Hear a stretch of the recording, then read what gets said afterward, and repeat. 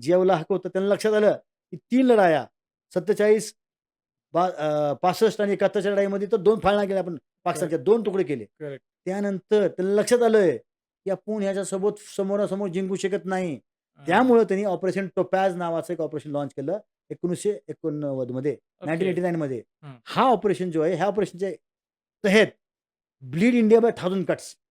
Okay, भारताला हळू cut करत त्याला इंटरनली ब्लीड करायचं इंटरनली भारताला. ओके, बाहेरनं पाकिस्तान इकडे चायना इंटरनली ब्लीड करायचं म्हणजे आत त्याला कमजोर करायचं. हे त्याचा एम होता त्या ओके. ऑपरेशनचा.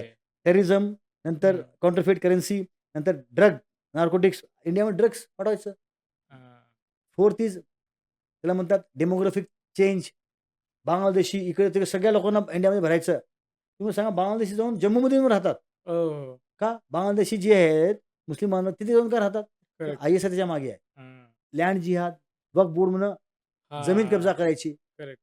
मग हां. लव्ह जिहाद एक अँगल आहे, ते पण आहे. करेक्ट. हां. असं नाही की ते पण आहे. त्यानंतर आहे तुमचा एक्सप्लोजन त्यांना लोकांना लोकसंख्या वाढवायची. पण हां. ओव्हरऑल त्यांचं गजवाये हिंद करायचं आहे त्यांना. हां. इस्लामिक राष्ट्र करायचं आहे पाकिस्तानला. त्याचं झालेलं आहे तरी पण तो ते आपले आणि पाकिस्तानचे काय आयडिओलॉजिकली डिफरन्स विचारधारामुळं लढाई आहे.